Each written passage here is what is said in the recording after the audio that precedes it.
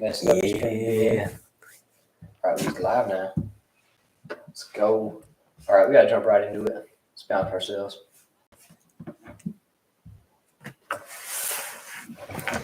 All right. Starting off with the game day picks. Yo. We're going to dive right in, or we're just going to Dive right in. dive right in? Gotta watch it. All right. So we're going to start off with our Valley Boy game day segment. Yep. This is for this Saturday's games. Game slate, as of course. It is week 3, so the games are getting a little bit better. Not much better, but Slowly but surely. Yep. As we will start off with Michigan versus Bowling Green. Michigan's favored by 40.5 points. Who you got, Jack? Got Michigan winning the game.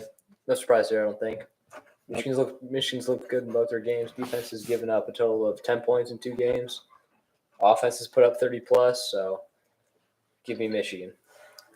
I'm going to go with Michigan as well. I'm going to be at the game, so hopefully they don't disappoint. I'll see some stuff that you don't see on the TV as well, so hopefully it's a good time. Yep.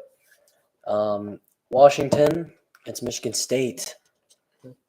Washington's favored by 16 points. Michigan State's coming off that Mel Tucker situation.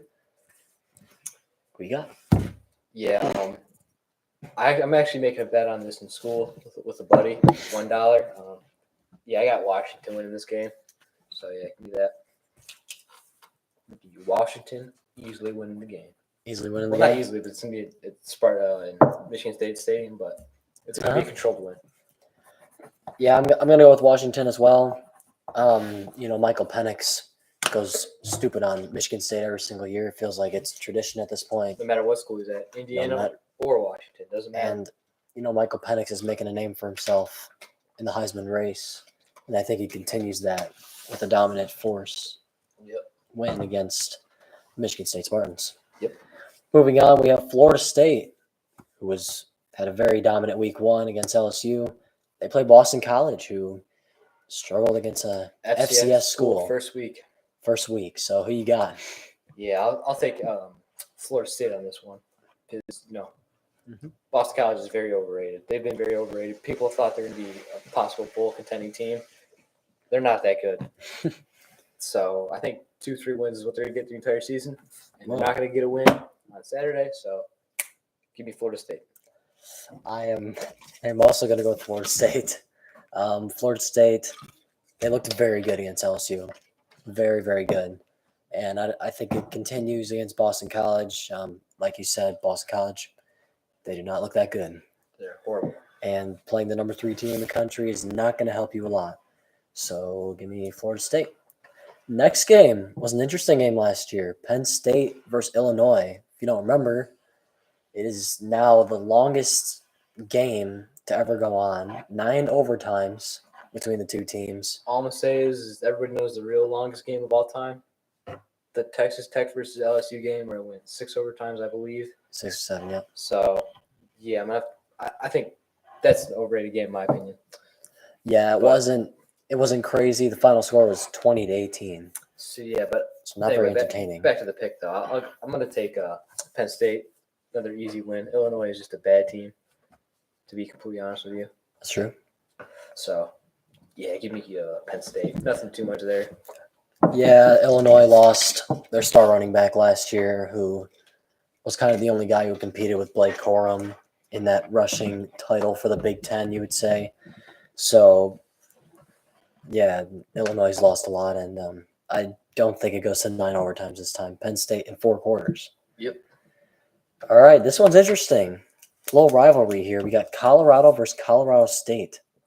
Colorado State is coming off a great start. TCU. They beat TCU, which Colorado State, or you say Colorado. Okay.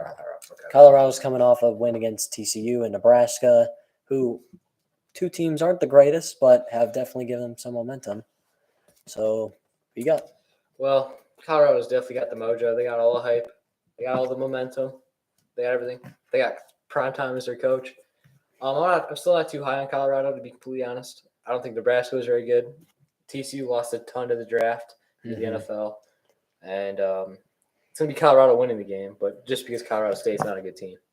Simple as that. Mhm. They don't have the athletes to compete with Colorado, and That's true. Colorado is just overall simply a better team. Simple as that. Yeah, I'm gonna have to agree with that. I think Colorado takes care of business. Travis Hunter is looking like a serious good prospect for the NFL. Now, I'm not saying Heisman or anything like these other guys are saying, because I think it's outrageous if he wins the Heisman, unless he keeps doing what he's doing. But again, they played TCU, who just tanked after the draft. I mean, Max Duggan, Quentin Johnston, Kendre Miller, like they lost everything. Yep. And Colorado has gained a lot, and with all that momentum, you can't lose it now. So give me Colorado. All right. Next game, number 1 Georgia Bulldogs. They take on their first challenge this year. They play South Carolina. Who you got? I'm going to take Georgia on this one as well, simply because South Carolina, I still respect them as a decent team, but as it showed last year, they have a better back half of the season. I got the script. They're a back half of the season kind of team. So give me Georgia with a completely not easily win, but controlled game, and they'll take off at the end or in the fourth quarter and really break it away. So give me Georgia. I'm gonna have to agree with that. I think Georgia dominates this game. I just don't think South Carolina is ready for this game. I mean, they lost to North Carolina week 1, which we thought would be a close game, but North Carolina won 14 points pretty comfortably. South Carolina simply just doesn't have an offensive line. Spencer Rattler in that game threw 30 for 36, played great, but he got sacked, I believe. It was a good amount of times. That's all I'm gonna say at that. And yeah, their running back was in the negatives for rushing yards. So yeah, and Georgia, and with them playing Georgia, Georgia's going to take advantage of that. Yep, always has a good front. Kirby Smart's going to come up with a scheme. So yeah, definitely South Carolina had huge disadvantage here. So I'm going to go with Georgia.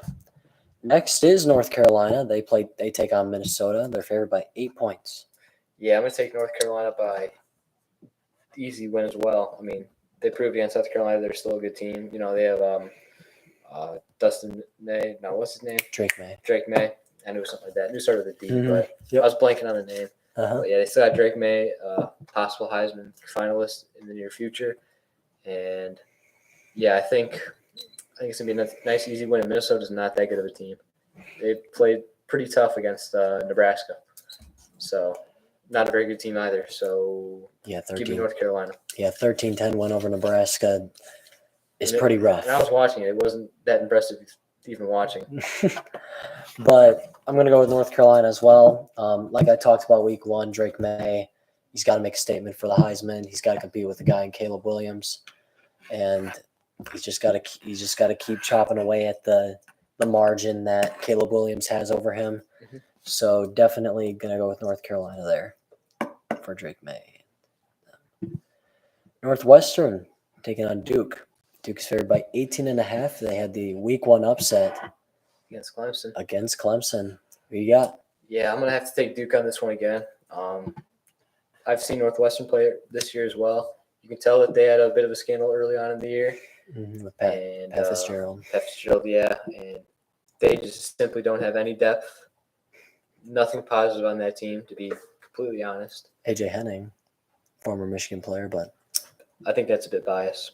A.J. Henning's not going to single-handedly beat Duke, and Duke has a ton of momentum after beating Clemson, so give me Duke. Yeah, Duke's quarterback looked great in that game, like amazingly great. And, Northwestern, of course, with the scandals and everything, a lot has just gone downhill. So I think Duke takes care of business and beats Northwestern. Next, we have Tennessee versus Florida. Tennessee's favored by 6.5 points. Who you got in this one? I mean, yet again, I'm not too impressed with Florida as a team. I feel like their quarterback's completely overrated. They don't have a good offensive scheme, so that makes it even worse. And Tennessee has Joe Milton, very solid quarterback. They just have an overall better team, like athletes-wise. And Florida is 1-1, I believe, on the season. Yep. and they had a bit of a rocky start. So give me Tennessee. Yeah, I'm gonna go with Tennessee as well. You know, Utah made light work of them without their starting quarterback, and that's never a good thing. And Tennessee has their starting quarterback, and Tennessee is definitely looking to compete with the SEC this year once again. So I'm gonna go with Tennessee on that one as well. Next game we got Kansas State. They take on Missouri. Kansas State's favored by 5 points. Who you got? Yeah, I'm not too familiar with both of these teams, to be completely honest with you. I know I'm not either. I so can't this really is- give you much of a breakdown on this. So Uh-huh. I'm going to take the underdog in this. I'm going to go Missouri. Oh, Just okay. because I want to be a little different. Okay. Because I feel like it'd be too basic just to go with the team that's favored to win every single time. Mm-hmm. So yeah, give me Missouri. I think I'm gonna go against you there. I think I'm gonna go Kansas State. Again, I Basic. don't know. I don't really know about the two rosters at all. So we're just gonna move on. Notre Dame. They take on Central Michigan. They're favored by 34.5 points. What you got? I think after seeing Central Michigan play against Michigan State, I think it's pretty obvious. Notre Dame's going to completely destroy Central Michigan. You know, they play in the MAC, and they're just simply not a good team. Yeah, so give me Notre Dame on that one. Yeah, I'm gonna go with Notre Dame as well. Central Michigan. They stuck with Michigan State for one half, but there's two halves in football, and they got absolutely blown out in the second half. So And yeah, in that game against Michigan State, they had a lot of opportunities to put up points, and they they didn't. capitalized. Yep. Yeah, there was a play in the goal line, 4th and goal on the 2-yard line, Mm-hmm. where the play was completely open, tight end was wide open in the back of the end zone, and the quarterback slipped and fell. Just plays like that, I felt like kept constantly happening to Central Michigan in the first half, and eventually Michigan State took advantage of it and the home field. So Central Michigan's just not a good team. Yeah, definitely tough to go to a place when they open up and they are in all. They have like a whiteout or something like that. That's exactly what happened to Central Michigan. So, yep, Notre Dame taking that one. South Florida, they take on Alabama after Alabama took a little upset against Texas. Yeah, Alabama's going to simply just put up about 50 points after losing to Texas, but we're going to talk about that later. I feel like they're going to be fired up after the loss and go out there and show that they're still a legit team, or try to prove that, even though nobody's going to be impressed because it's South Florida. But, yeah, give me Alabama. Yeah, I'm going to go with Alabama as well. Nick Saban has to be mad. You know, it's kind of like how Chippewa Valley was after week 1, you know, at West Bloomfield, and then Scott Merchant. He did get a little mad after that one. Then of course, Lance Cruz, they went out and they beat on Lance Cruz. I think this is the same situation. Alabama lost a close one, and Nick Saban I mean, the team to beat on is South Florida, unfortunately. So Alabama by 40 plus. Yeah. I think I'd have I'm to sorry, agree. that's just a comparison that popped in my head very quickly. I don't want to say that you probably shouldn't be comparing Chippewa Valley to Alabama, because I like the Chippewa Valley football team, but yeah, It's like a perfect comparison in my opinion. no. Well, not like talent wise and stuff like that. Here's my reasoning why. Chippewa was the underdog. They lost. Texas was the underdog, and they won. Mm-hmm. Two completely big differences. But I mean, I kind of see what you mean. You But know, also, there's kind of messed up a bit. It was just Also, shout out the Chippewa Valley football team. Definitely, we would definitely get out there and maybe record another game sometime this season, hopefully. Yep. So moving on to the next game, we got San Diego State. They take on Oregon State, and kind of just found out that Oregon State has DJ Ugalele. Yeah. If you remember him from Clemson. Yeah, I know. But, so who you got? Here's my thing. Oregon State, hugely underrated. Kind of the little brother of Oregon. Nobody ever really thinks about them. I feel like they're a very underrated team this year. Mm-hmm. They're going to put it on San Diego State. Give me Oregon State with the win. Yeah, I'm gonna have to agree with you. Once again, Oregon State. We talked about week 1 how them and Oklahoma State are both just overshadowed. They're kind of just an underrated team that flows in the middle almost every single year in and year out. And with DJ Ugalele, they could maybe put up a contest to win the Pac-12 for the last year. Who knows? But moving on, Western Michigan, they take on Iowa. Rewind. They're not going to win the Pac-12. Not even going to contend for it. They're not going to contend for it? USC, way better. Utah, way Washington. better. Washington, way better. Oregon I'm not too high on Oregon. is a little bit better, but They're an interesting team. They put up 81 points, but then they almost lose to Texas Tech. It's wild, but yeah, there's definitely 3-4 teams that are just better than them. Because Oklahoma did the same thing. They won 73-0 against Arkansas State, and then they beat SMU by like 15 or something. Yeah. So it's interesting how college football is, how it flips week to week. But anyways, Western Michigan versus Iowa. Cade McNamara, he's got 2 games under his belt. He's 2-0. Utah State, Iowa State. Cade played the first game? Yeah. Oh, I thought he was out the first game. Nope, played the first game. But yeah, I think that's pretty obvious there. He threw a touchdown to Eric Hall, actually. Another MAC team that just simply is not good and can't compete with a Big Ten team. So give me Iowa. It's not even going to be close. Yeah, they're favored by 28.5. I don't know if they'll get that, though. I don't even think they scored over 30 points this year. Unless they did it against Iowa State. But I don't know. Iowa is definitely still defensively dominant, in my opinion. So definitely going to be interesting. What's going on, David? What up, David? Just seen your comment. Final game of the week 3 slate. We missed week 2.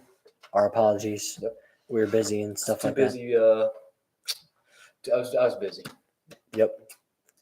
And I was. You had a time slot open, but I couldn't make it. Yeah, it was a short window too.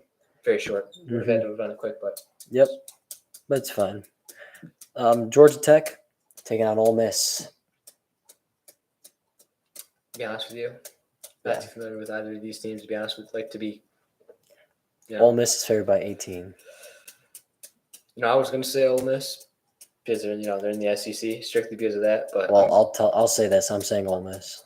Yeah, I was going to go Ole Miss as well, just because they play better competition, and yeah. I mean, under Lane Kiffin, he always has usually some talented players like AJ Brown, DK Metcalf. DK Metcalf. Yeah, I was trying to think of the two receivers. Yeah, those are the 2 right there. Matt Corral, who's struggling a bit, but he was a good college player, so usually he finds some. Yeah, he makes talent out of nothing. So he does talent out of nothing. Yes, talent out of nothing. How do you? He doesn't get as much talent as Alabama. How do you make talent? How do you make talent? Yeah. Somebody shows up as a 3-star and they go to the NFL. So do they already have talent, or do they? They have talent. So you're saying he puts talent, ups the talent, if that makes sense. So he just has somebody display the talent, is what you're trying to say, or? He exploits the talent. Exploits the talent. That makes sense, yes. Yeah, let's move on. Moving on to the podcast. Yeah, you take over this one. All right. Starting off a bit emotional here. Aaron Rodgers is out for the season. Blew his Achilles. Played a solid 75 seconds of football. 4 snaps. And they weren't good. Yeah, he didn't complete a pass. Was pressured every single play. Every single play. Wasn't a single successful. There was nothing, the only thing you could say that probably would have avoided Aaron Rodgers' injury is Garrett Wilson was wide open on a slant to the left, and he did just stand still in the pocket for too long. But if we're going to talk about the plays before that, he was getting rushed like crazy. No time. Gets the ball and was just running. So, part of that's on the offensive line, part of that's on Aaron Rodgers. And, the Jets aren't going to be the exact same on offense, but they can still be a good team because of their defense. But I hate to be the guy to say it, but with Zach Wilson as their quarterback, they can't win a Super Bowl. It's not it. And I feel like Garrett Wilson is The offensive line wasn't holding Rodgers. oh no, they were going for like chop blocks and it wasn't working. It was not working. Like, I saw the clip, I was like, "What are you guys doing?" Yeah, it wasn't really an offensive line. It was a kind of like the offensive line sucks in general. We can't just avoid that. That's true. Yeah, the scheme was just terrible. Protecting. Yeah, but I feel like the Jets can't win the Super Bowl now. Like they could be a possible playoff team, but they're in such a stacked division because they have to play the Bills and the Dolphins combined 4 times a year. And even the Patriots. They're Who not looked- a good team. I mean, they look Their decent defense against Philly, but they look decent, but their offense was horrible. that's true. Mac Jones didn't play good all game, so He looked decent. Mac Jones I think he has the second most passing yards in the league right now. you have to throw the ball all the time. But still, they had to make a comeback and stuff like that. But still, yeah. But I think the Jets' season is just going to go a little bit downhill now. Yeah, very, very disappointing to see. Yeah, so I'm going to say it right now. Hard Knocks curse. The Hard Knocks curse, It might actually be the Hard Knocks curse, but Josh Allen didn't look at himself Yeah, with the the Madden Madden curse. with the Madden cover curse. So yeah, Well, one interception, must say, wasn't really that bad interception. He essentially pinned the Jets back at the 4-yard line. But the other two were inexcusable. The out route to, the post out route to Gabe Davis that just got jumped. That was a horrible pass. The Bills didn't look too great either, to be completely honest. But I think we should move on from the Jets. Garrett Wilson. Oh, and you called it. What? What I call? I don't know what you called. Did you call earlier in the season that Aaron Rodgers would blow his Achilles? I don't know. Do you have the Maybe. script? Do you have the script? I don't know. I might. I don't know. But About the Madden curse. Oh. I think. Oh I yes. think everybody always says that before I have been talking about the entire offseason how Josh Allen is going to get the Madden curse, and he's going to have a bad year. That's my opinion. Like I was literally not drafting him in fantasy leagues, avoiding him, just because I know that Madden curse was going to be effective for Josh Allen. Now, of course, the only Madden curse I can say that hasn't affected somebody was Mahomes, Brady, and Larry Fitzgerald, just because he was on the same cover as Troy Polamalu, and he got affected. So Trent said in the Hard Knocks curse too, because the Jets just had us. Yep, just like you mentioned. So both curses in one game. In one game, yeah. That's crazy. That's crazy. But moving on from the Jets, we're gonna give our Week 1 reactions just based loosely. I think we should start off with the first game of the season. Ooh, the one that we The streamed. Lions and the Chiefs. Lions. The Lions came in with a lot of hype, and the Chiefs came out without Travis Kelce and Chris Jones. And I think the Lions played solid, but they got to get better rushes on the defensive line to be honest. Anybody besides Aiden Hutchinson, to be honest. And there was the offensive line was lining up. Well, no, the right tackle was lining up offside, and they wouldn't call it. And Hutchinson was still beating him. Yeah, he was like false starting. He kept like. Oh yeah, he would go early and he would line off offside. Yeah, and he just. I don't even know what he was doing. I think Karma bites back though because all the drop passes. Whatever. Kadarius Toney. Woo! 4 drops. 4 drops. Pretty bad. And one was an interception. Pick six. Yeah, pick 6. Literally, have you seen the picture where it's like this was in his hands right here? This was a pick 6. Yeah, and he dropped the one on first down with 3 minutes to go. Was that his only interception of the game? Mahomes, actually, yeah. Only Mahomes. Gee, imagine that's his only pick the entire year. It'd be kind of crazy. Kadarius Toney's drop in Week 1. All the receivers played pretty bad though for the Chiefs. Yeah, even like Sky Moore, he tried to throw it to him a couple times. You could tell Kelce wasn't there. Without Kelsey's presence. I thought without Chris Jones though, they still played fine. Their defensive line was getting in a lot. Yeah, the defense wasn't batting balls down. Wasn't the worst. What does that say? Fingers. Butterfingers. Oh, Butterfinger. Yeah, but I thought the Lions played all right, but I think they got to clean some stuff up. But they definitely do have the talent to be a great team with the great secondary that they have. They definitely got to remind myself of some of these Week 1 games. The one that comes to my mind is Baltimore and Houston. Okay. Baltimore just ran away with it. Lamar played all right. Yeah, he did not play very good. Shoulda, coulda, woulda played better. Yep. Bengals and Bengals and the Browns. Yeah. Oh my God. Burrow. What the crap game 14 was for that? 31 for 84 yards or something like that. Jamar Chase had 5 catches for 39 yards. Yeah. The Bengals defense actually played pretty good. It's just when the offense scores 3 points the entire game and you're always giving the ball back. Eventually, touchdowns and points are bound to happen. Yes. So I think the Bengals defense played pretty good. It was just the offense could not produce at all. That's true. So I think that was rough. Trent said, "How about them Cowboys?" We'll get to them later. We'll get to them later. We'll get to them. We'll get to them. Yeah. Jack has something cooking up for that. Yeah, I have some stuff to get off my mind. But Bryce Young played against Bijan Robinson in Week 1. Two rookies. Didn't watch the game. Didn't watch the game? Well, Bijan looked good. Yeah, I saw this one highlight play. Bijan looked good. And then Bryce Young looked meh. I just say meh.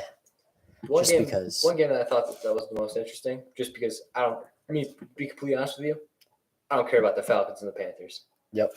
But one game that I was just going down the interesting line. was Chargers and the Dolphins. Yes. That game was a shootout, 36-34. That was the only good game. Herbert looked good. Eckler looked good. Tyreek Hill looked good. Tua looked good with the new tattoos. He has a stronger arm now. Because of the tattoos, or tattoos. You got the tattoos. I mean, I think it has something to do with it.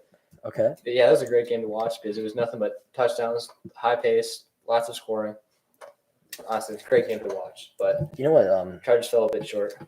The one game that shocked me the most, now that I'm looking at this, the Rams beat the Seahawks at Seattle without Cooper Kupp. Yeah.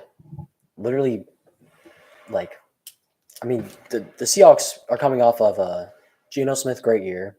Playoff berth. A playoff berth, barely inching out the Lions for that. Still a playoff berth, though, in the playoffs. But to turn around and to lose to a Rams team that have had no momentum this last year.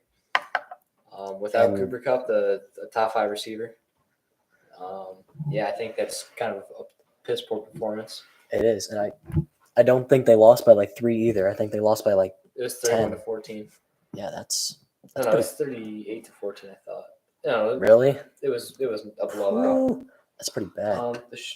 That shows me that the Lions might dominate the Seahawks on Sunday. Yeah, I mean. Oh, that's a good point. That's why they're 6-point favorites right now, or 6 or 7. Yeah, 6.5. I think it's kind of crazy. Another game that comes to my mind: Tampa Bay versus Minnesota. Ooh. Baker Mayfield looked pretty good. He was managing the game, didn't turn the ball over. He's put his body on the line too. Yeah, when it came down to it. Yeah, 3rd and 2. Yep.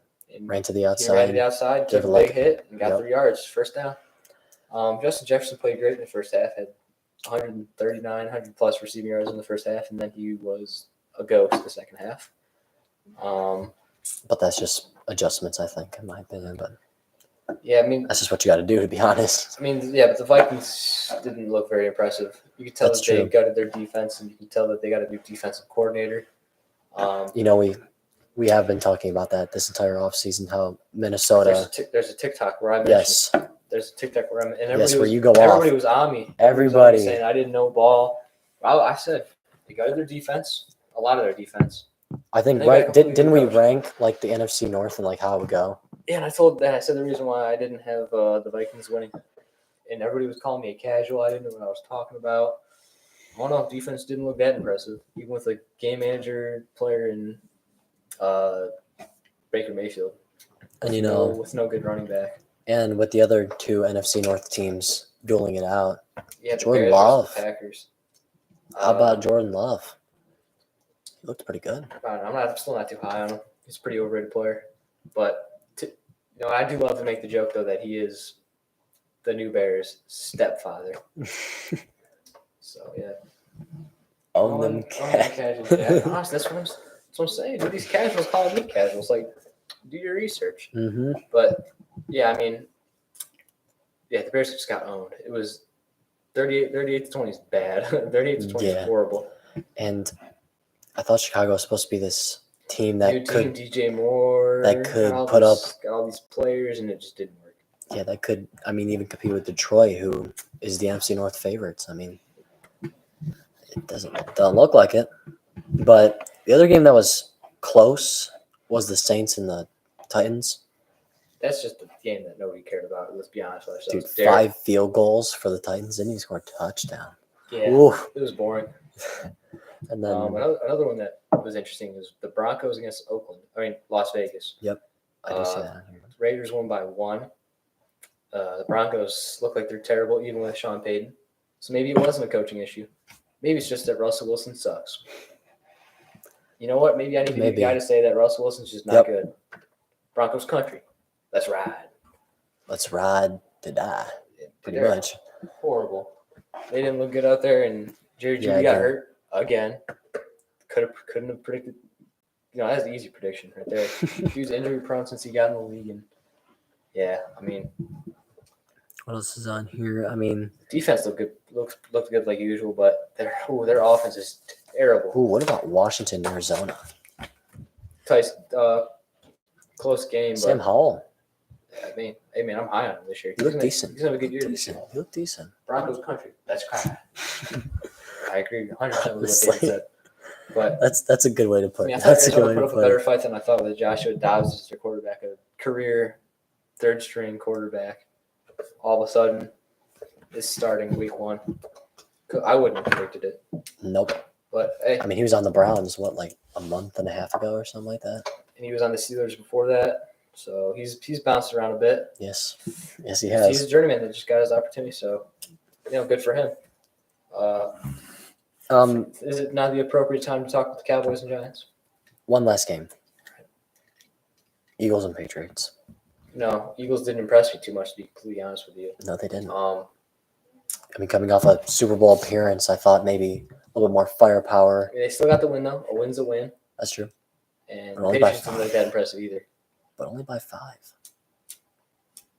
Yeah, it could have definitely been a better win, but... And Hurts did not look like Jalen Hurts. A lot of guys didn't really I will say that. That's true.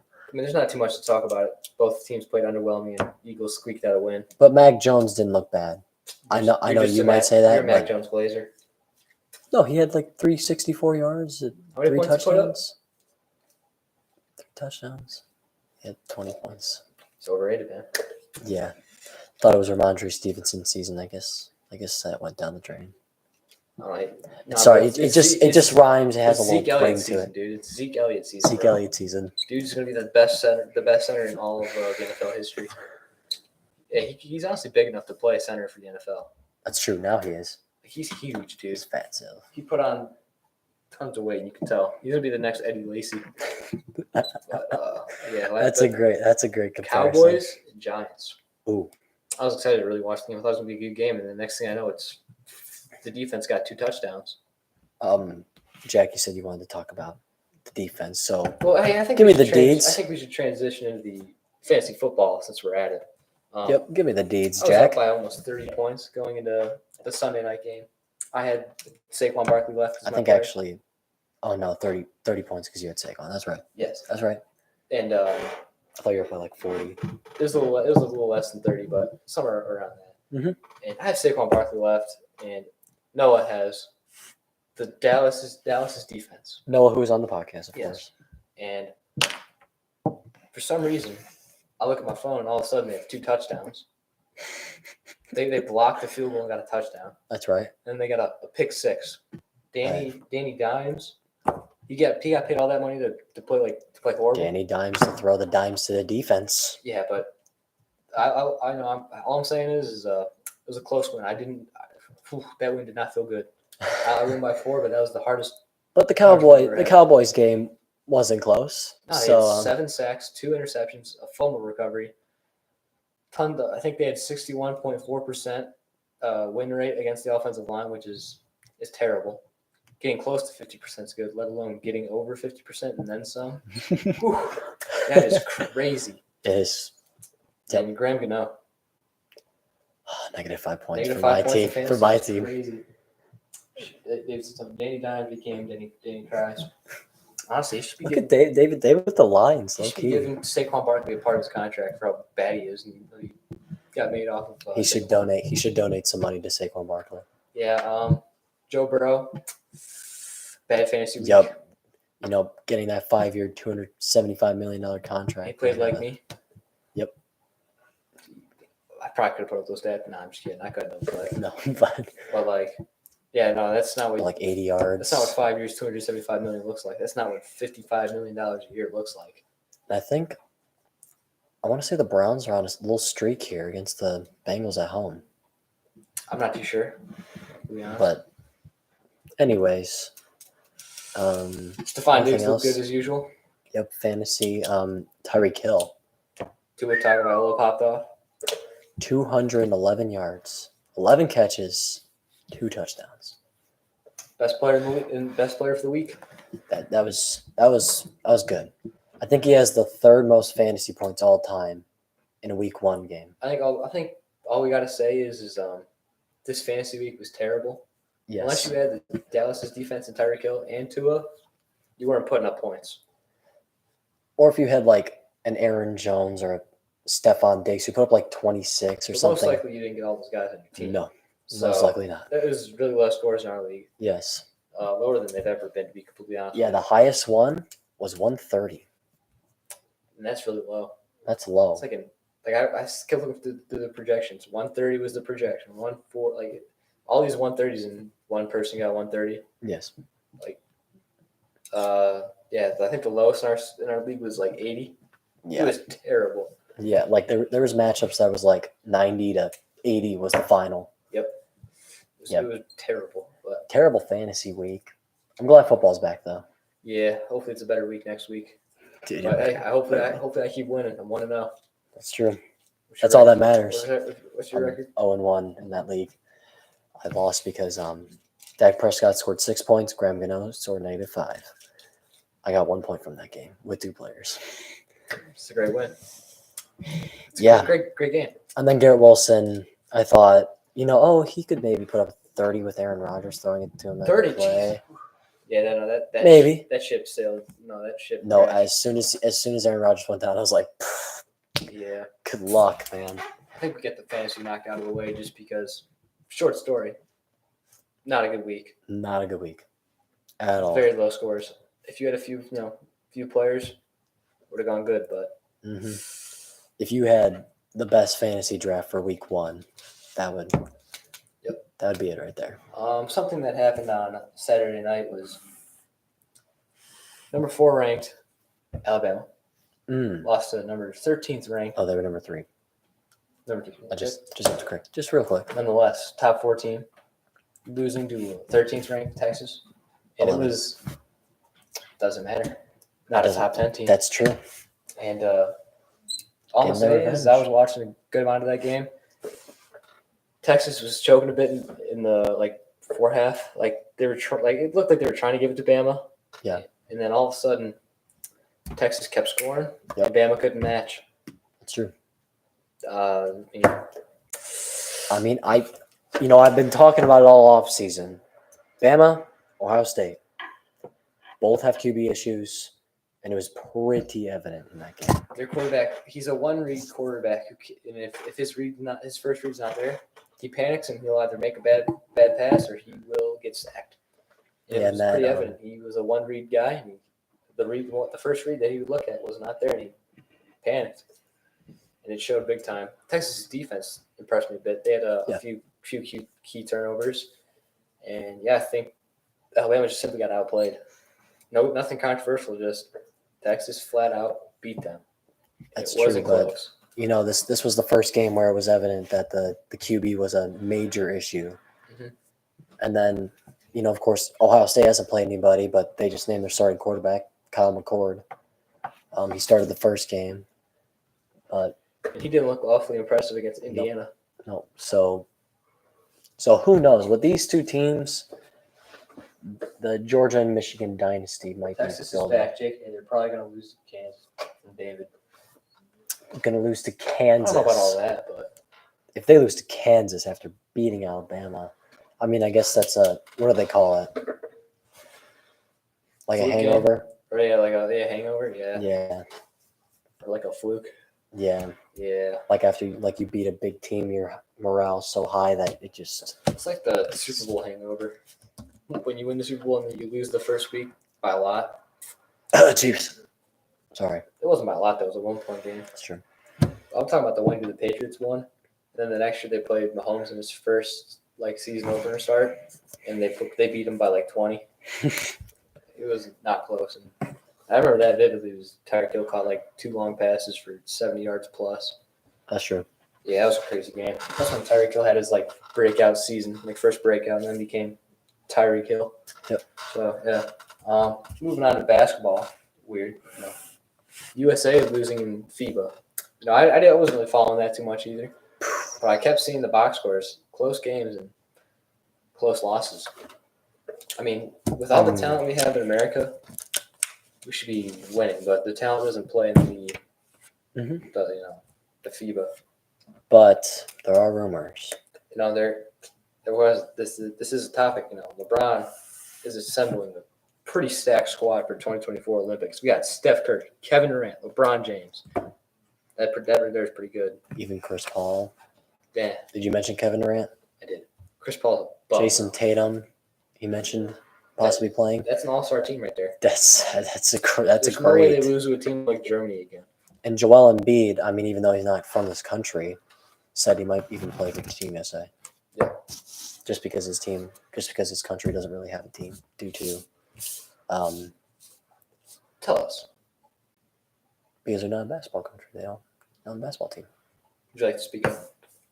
What? No, you said not a basketball team. They're not a basketball team. That's what I said. Say it with your chest. But, talking about the USA FIBA team, world champ, yes, from that track star, I'm talking about? World champion. Oh, yeah, Noah Lyles. Yep. Yeah.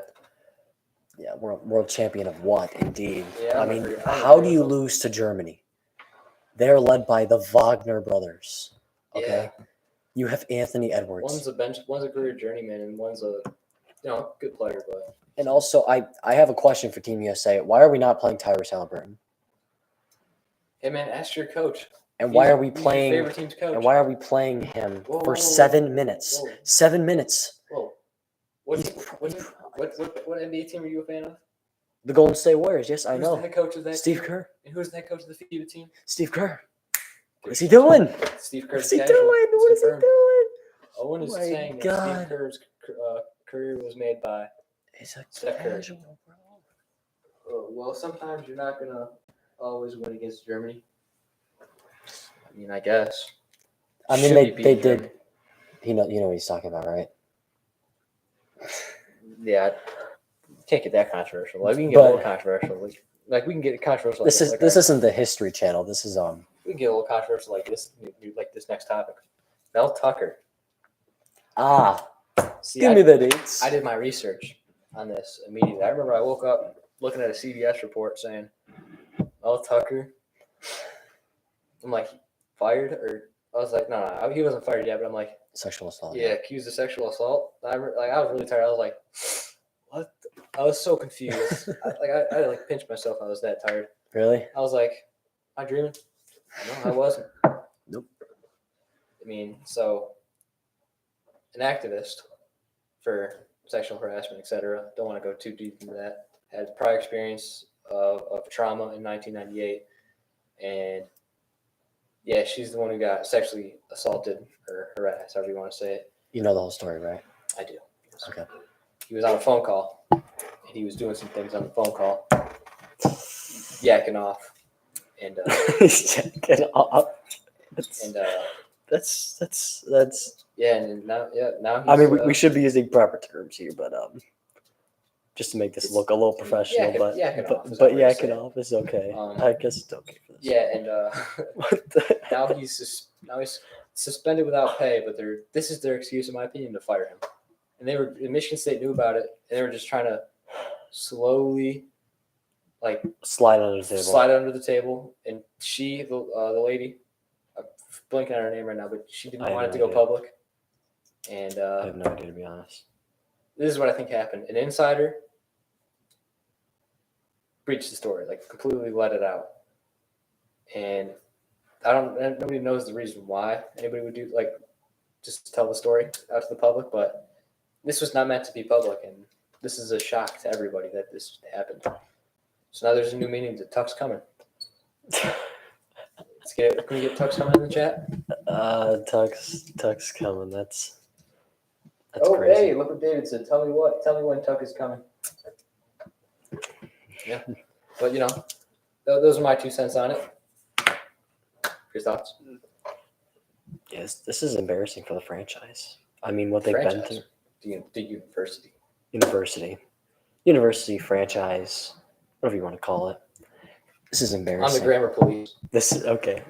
This is embarrassing on Michigan State's part. I mean, Tuck didn't come. That's what she said. And that's what David said.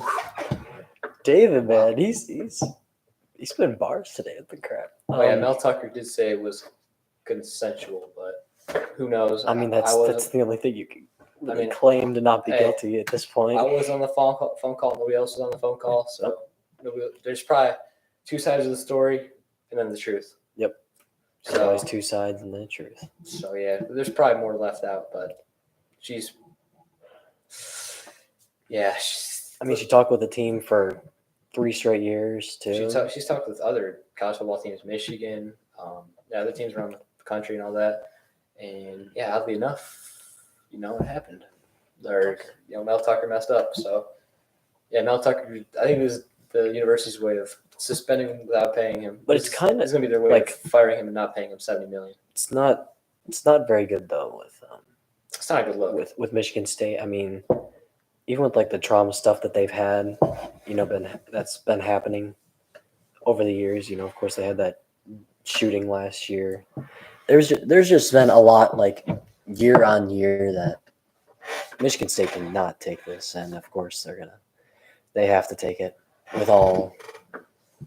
They have to take on Deion Sanders making Colorado a top 20 ranked. I think this is just all hype. I mean, TCU, in my opinion, lost a lot. I mean, I'm just going to briefly say it. TCU lost a lot, garbage. Yep. And Nebraska's horrible. They played horrible against Minnesota and still almost won. So I think that should just say. I think this is also saying that Matt Rule had talent at the right time. Yeah. If that makes sense. 100%. Yeah. It's way easier when you have athletes that are really good, and it makes you look better as a coach. Mm-hmm. But when you have to coach with less talent, it shows. Very few uplifted. Yeah. So definitely. But those are all the topics I have. So. Those all the topics you got? Yeah, I mean there wasn't. Yeah, there's not anything crazy. I mean, football we pretty much put into one topic. So yeah. That's all I got.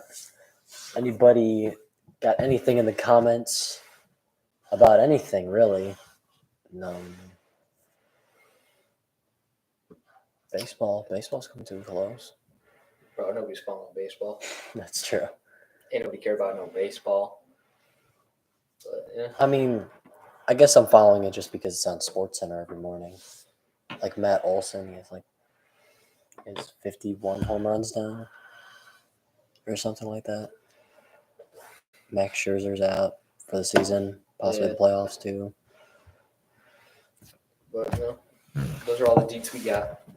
Those are the deeds we got for today. Think we should call it? I think we might have to call it here. All right. Thanks for tuning in, everybody. Make sure to check our socials. We are road to 200. As the last time we checked, 4 subscribers away. So, yeah. Yes. Hopefully by tomorrow or the next day after that. So, yes. Yeah. Thank you all so much for watching. This is the All American Valley Boys. Signing out. Podcast episode 15, along with the Valley Boys Game Day show. We are out.